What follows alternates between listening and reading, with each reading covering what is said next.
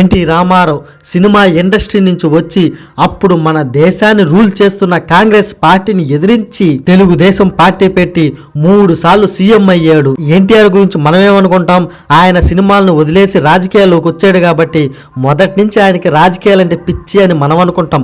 కానీ అది నిజం కాదు. ఆయనకు మొదటి నుంచి రాజకీయాల మీద పెద్ద ఇంట్రెస్ట్ లేదు.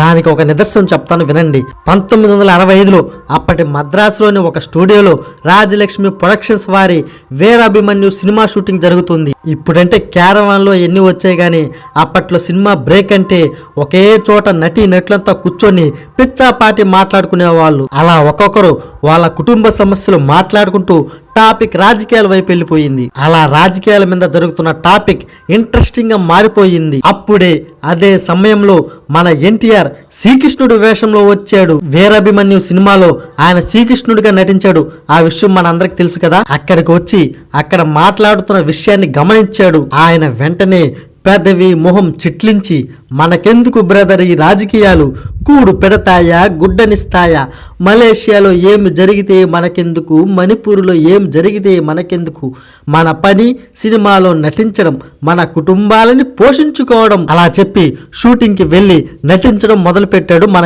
ఎన్టీఆర్. ఆ టాపిక్ అక్కడ కట్ చేస్తే 17 ఏళ్ల తరువాత 1982లో ఆయన పార్టీ పెట్టడం, ముఖ్యమంత్రి కావడం, ఒక విచిత్రమైన చరిత్ర సృష్టించడం జరిగింది. దీన్ని బట్టి మనకు అర్థమైంది ఏంటంటే మనిషి యొక్క ఇష్ట అయిష్టాలు బొమ్మ బొరుసులు లాంటివి. ఒక నాణ్యాన్ని పైకి ఎగరేసాం అనుకోండి, అది ప్రతిసారి బొమ్మ పడదు, అలాగని బొరుసు కూడా పడదు, అటు ఇటు మారుతూ ఉంటుంది. అలాంటివే మనిషిలోని ఆలోచనలు, మనిషిలోని ఇష్ట అయిష్టాలు కూడా. ఇప్పుడు నేను చెప్పిన మాటలకి మీరు ఏకీభవిస్తున్నారా?